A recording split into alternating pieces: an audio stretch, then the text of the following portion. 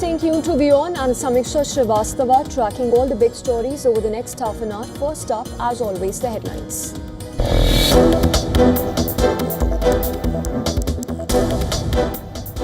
Iranian Parliament Speaker Mohammad Ghalibaf claims negotiations with the US to end the war have progressed but are far from agreement.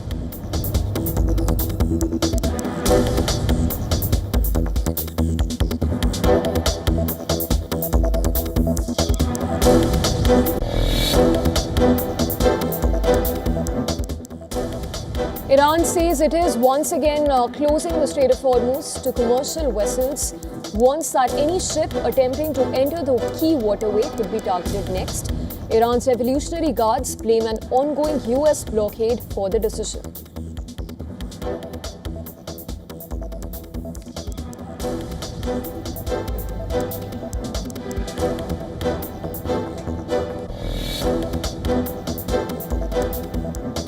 President Donald Trump convenes a Situation Room meet to discuss renewed crisis around Hormuz. Ongoing talks with Iran, according to an Axios report. Vice President J.D. Vance, Secretary of State Marco Rubio, Secretary of War Pete Hegseth said to be in attendance.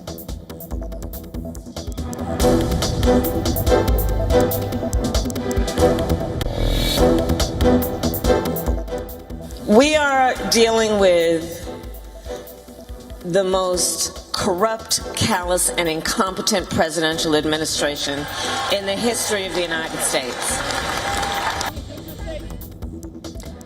Former U.S. Vice President Kamala Harris says President Donald Trump was pulled into the war with Iran by Israel against the will of the American people.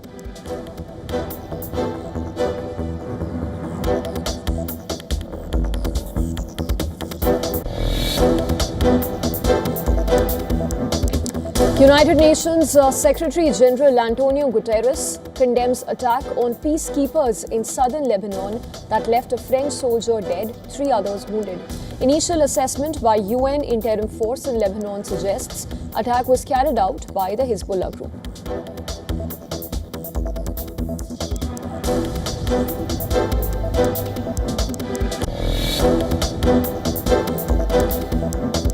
Egypt, 9 other countries condemn Israel's announcement of appointing an envoy to Somaliland, calling the move a flagrant violation of Somalia's sovereignty and territorial integrity.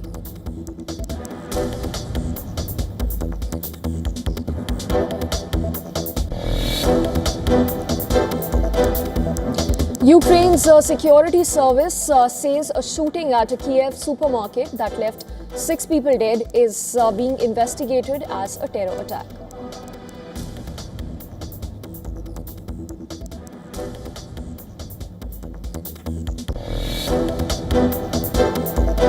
South Korea says North Korea has launched multiple ballistic missiles, marking another escalation in a continued series of weapon tests conducted by Pyongyang.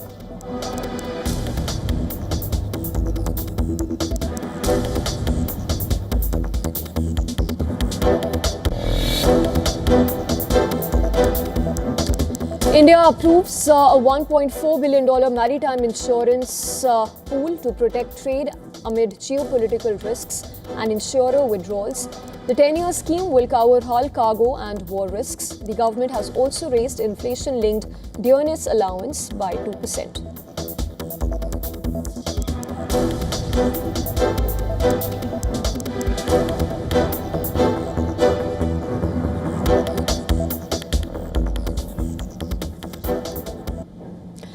Iran has said it is once again closing the Strait of Hormuz to commercial vessels while warning that any ship attempting to enter the key waterway could be targeted next. In a statement, the Iranian Revolutionary Guards have announced that any attempt to approach the Strait of Hormuz will be considered as cooperation with the enemy and will be treated as a target. Iran's Parliament Speaker and senior negotiator Mohammad Ghalibaf has announced that Tehran remains in control of the strait and restrictions on traffic through the strategic waterway will be reimposed. Speaking during an interview to Iranian media, Ghalibaf slammed the continued US naval blockade of the strait while calling it foolish and ignorant decision. اینجا If there is a strait here, we are here, and everyone who wants to go through it, let them all go through except us. Is this even possible? This is also a mistake on top of a mistake. Naturally, I said that if they don't lift the siege, traffic in the strait will definitely be limited, restrictions will come. محاصره رو رها نکنند. Amid these developments, a report in the Wall Street Journal says that the US military is preparing to board and seize Iran-linked tankers and commercial ships in international waters. Well, this could be a significant expansion of the US naval blockade in the Strait of Hormuz. The report also goes on to say that the move is intended to force Iran to reopen the strait and make concessions on its nuclear program, both of which are among the key issues in the negotiations between the two sides. In fact, earlier this week, Tehran had declared the strait open after a ceasefire had been reached upon between Israel and Hezbollah in Lebanon. Amid the showdown over the Strait of Hormuz, President Donald Trump has said that talks with Iran are underway, but has warned that he's gone on to warn Tehran of trying to blackmail Washington. Speaking to reporters at the Oval Office, the US president said that Tehran was trying to get a little cute by trying to close the strait again. We have very good conversations going on. It's working out very well. They got a little cute, as they have been doing for 47 years, and nobody ever took them on. We took them on. They have no Navy. They have no Air Force. They have no leaders. They have no nothing. Actually, their leaders it is regime change. You call that enforced regime change. But we're talking to them. They wanted to close up the strait again, as they've been doing for years. And they can't blackmail us. And to discuss the ongoing developments and as far as the Iran-US tensions are concerned, joining us on the broadcast is Dov Zakim from Washington, D.C. He's been former Under-Secretary of Defense in George W. Bush administration, and currently he's Senior Advisor at Center for Strategic and International Studies. Mr. Zakim, appreciate you joining us on the broadcast. Beginning first up with the latest statement coming in from the Iranian side, it says that negotiations with the US have progressed but far from final agreement. In fact, this statement comes right after President Donald Trump had said that the Iran ceasefire may not be extended if no long-term deal is reached by Wednesday. Your assessment as far as the ongoing statements, the ongoing situation and the latest statements are concerned? Well, first of all, it's pretty clear. I think the Iranians have made a mistake trying to close the strait again, simply because we, the United States, have the capability to continue this blockade. The blockade hurts Iran. It wrecks its economy. And ultimately, if they start firing at ships, and, they're probably going to do so, we will simply retaliate yet again.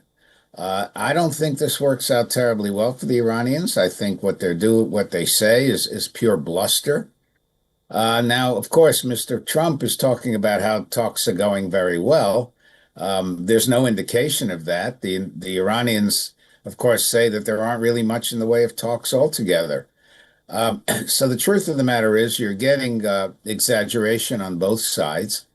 But at the end of the day, on the waters, I would not bet very heavily on Iran because the United States is not only continuing the blockade, but it's sending more troops there. And there's always the threat that we could seize Karg Island or some of the other islands.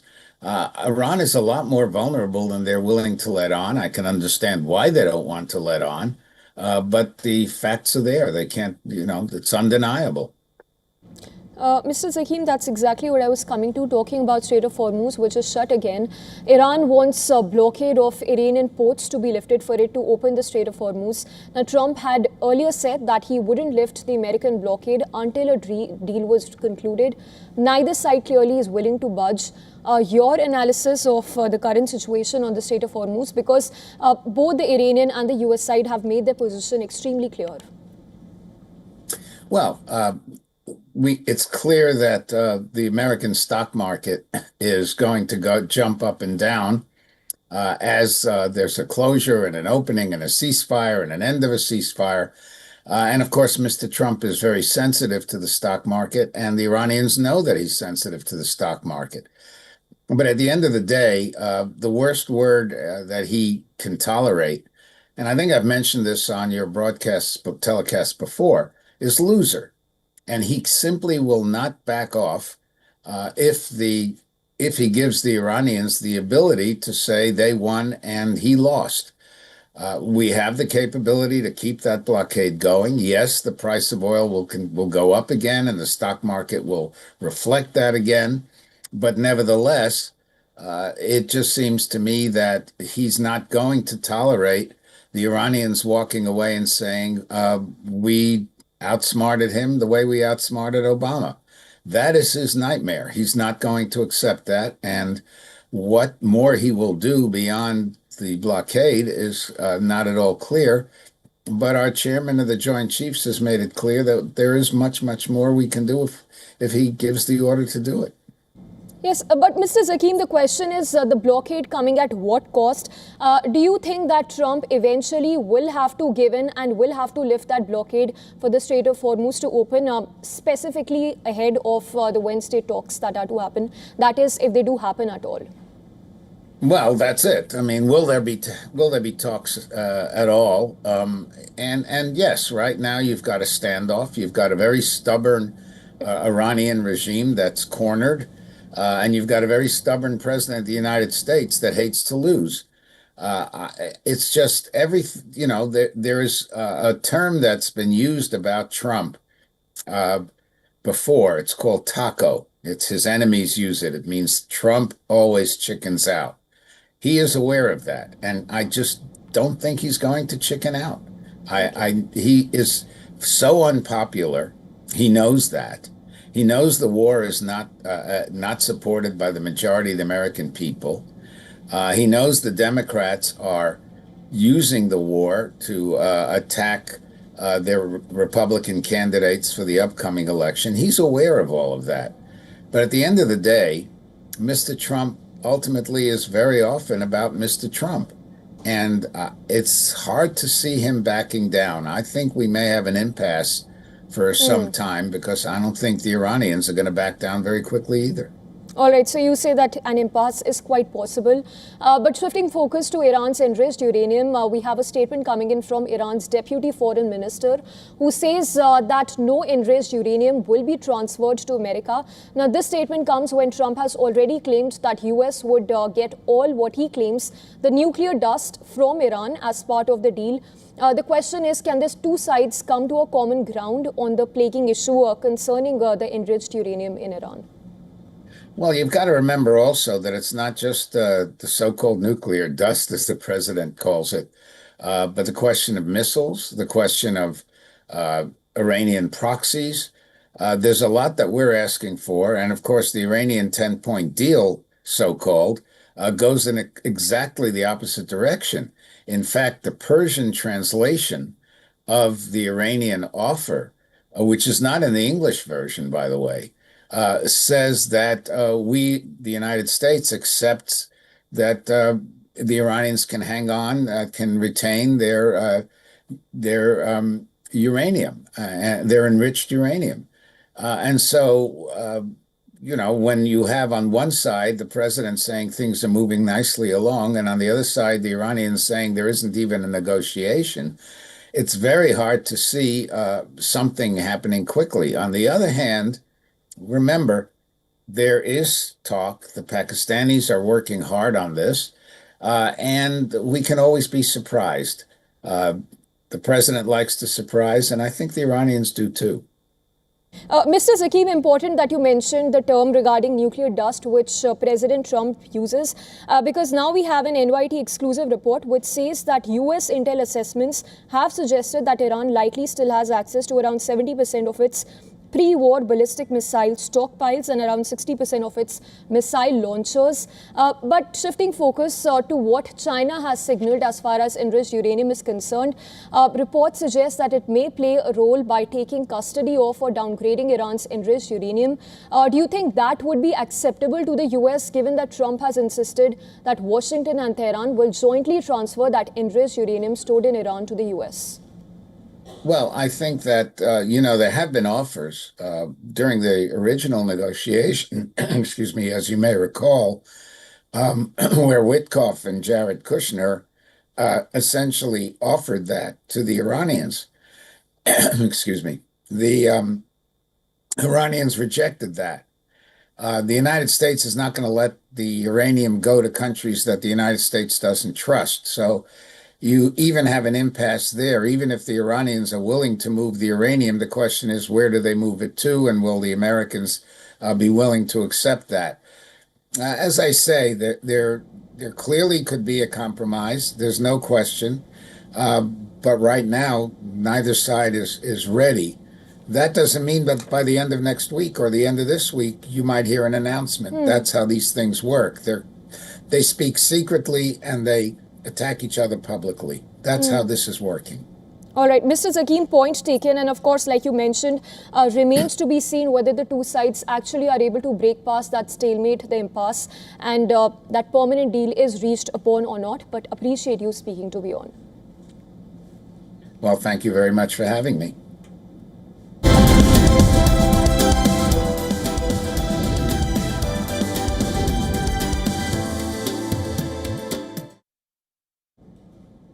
Well, global energy markets are under severe strain as the Iran conflict continues to disrupt one of the world's most critical oil supply corridors. In fact, in just over a month, hundreds of millions of barrels of crude are estimated to have been pulled from global circulation, which has sent shockwaves through price supply chains and fuel markets as well. From shipping lanes to refineries, the impact is being felt across continents.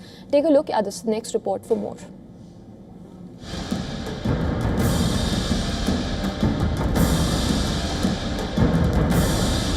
The crisis began in late February, when conflict involving Iran and regional actors escalated sharply, disrupting key oil-producing and export routes. One of the most critical choke points is the Strait of Hormuz, through which roughly a fifth of global oil supply normally passes. During the conflict, shipping through the region was heavily restricted, effectively choking off global supply lines. According to Reuters and energy data firm Kepler, the world has lost more than 500 million barrels of crude and condensates that would normally have entered the market over the past 50 days. That's one of the largest sudden losses in oil supply in modern history. The impact is not just about numbers, it's about rising fuel price uncertainty, disrupted shipping routes, and a global market struggling to adjust to a massive supply shortfall. To understand the scale, that is roughly 1 month of total US oil consumption or more than a month of Europe's oil demand, or enough fuel to run global shipping for around 4 months. At the peak of the disruption, Gulf producers lost about 8 million barrels per day of crude output in March alone. That figure is nearly equivalent to the combined production of two of the world's largest oil companies, ExxonMobil and Chevron. Overall, analysts estimate that production outages reached as high as 12 million barrels per day at certain points during the crisis. With supply collapsing, oil prices surged sharply, averaging close to $100 per barrel during the conflict period. That price level helped drive the estimated $50 billion in lost revenues from unproduced crude oil. To put that in perspective, that loss is equivalent roughly to about 1% of Germany's annual GDP, or the entire economy of smaller European nations such as Latvia or Estonia.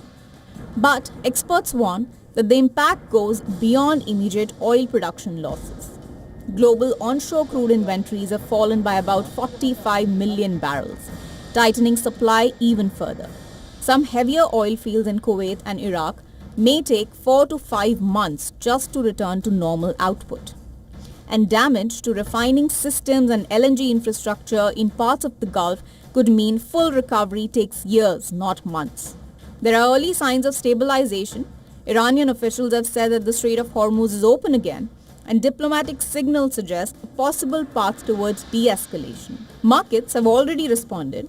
Oil prices have fallen back below recent highs as traders price in the possibility of restored supply. But analysts caution that even if the conflict eases, rebuilding production and supply chains will be a slow process. So, while oil flows may be restarting, the economic shock from this 50-day disruption is expected to linger. From lost production to strained inventories and damaged infrastructure, the global energy system is still absorbing one of its most severe supply shocks in recent history. And as experts warn, full recovery could take months or even years. Business Bureau, WION World is One. Well, in a significant administrative move, Jammu and Kashmir government has ordered the takeover of several schools allegedly affiliated directly or indirectly with the banned organization Jamaat-e-Islami and its associated body Fala-e-Aam Trust. According to official sources, the action is part of an ongoing crackdown on institutions believed to have links with prohibited outfit. The decision is expected to affect multiple educational institutions across the Kashmir region, with authorities aiming to bring them under direct government oversight. In its first phase, 215 Jamaat-linked educational institutions were taken over. Reports indicate that several schools have been identified in areas including Kaltura and Puapuret in the Langate belt of Handwara subdivision in North Kashmir. Officials stated that the transition process was conducted smoothly with school premises secured and administrative control transferred without any disruption to ongoing activities. The move is aimed at ensuring continuity in educational field while restructuring management under government norms. Local authorities are now expected to initiate further steps to regularize the functioning of these schools, which includes staff deployment, curriculum alignment, and even administrative restructuring, which is going to be in accordance with official guidelines.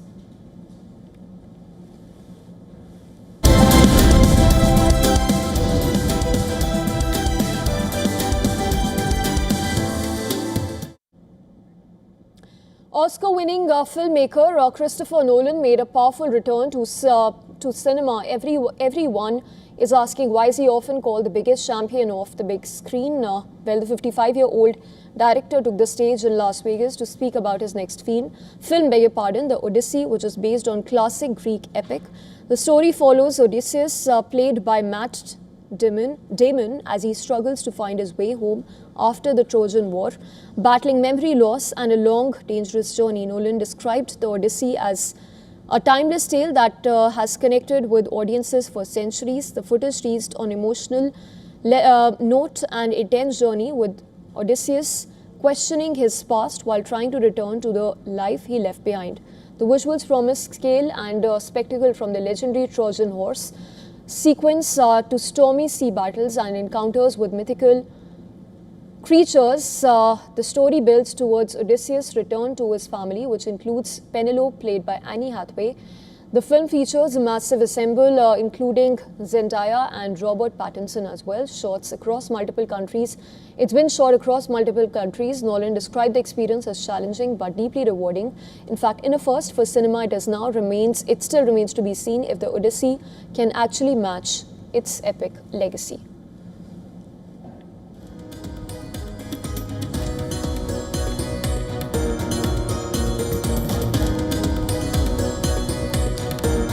Well, with that, it's a wrap on this edition of our broadcast. But coming up right after this break, as a fragile ceasefire between US-Iran hangs by a threat, tensions are escalating in the Strait of Hormuz. Several vessels have come under fire from the Iranian forces, with 2 Indian ships reportedly among those targeted. Getting you all those details after this very short break. Stay tuned.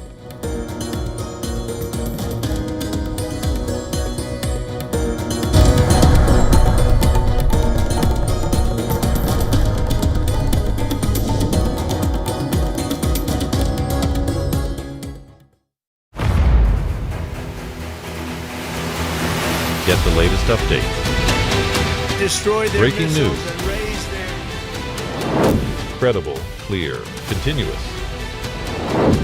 Experts across aisles. Diverse voices, one platform. WION World is one. जिंदगी के सफर में गुजर जाते हैं जो मकाम the voice of versatility and the queen of playback. As India mourns the loss of Asha Bhosle, we celebrate her musical legacy that lives on. A melody of a lifetime. On WION at these times. On Inside South Asia, a joyous picnic spot in western Afghanistan descended into chaos as gunmen opened fire on civilians. How fuel crisis triggered by the Iran war is impacting Bangladeshi farmers. And Saudi Arabia pledges additional $3 billion support to Pakistan. All this and much more with me, Kripa, on Inside South Asia. In West Asia, every move shifts the world's balance. Wars, ceasefires, alliances, power never stands still. From Tehran to Tel Aviv, from Damascus to Doha, the West Asia Post cuts through the chaos to reveal the region that shapes the world.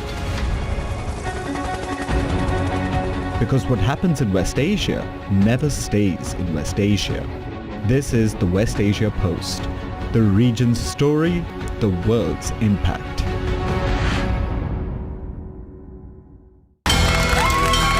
From the bustling trading floors of Wall Street to the vibrant exchanges of Asian stock markets, WION breaks it down for you to make sense of what's happening, as we reveal the key factors behind events, strategic battles, and the game-changing business decisions that shape the world. We bring you all of this and more on World Business Watch.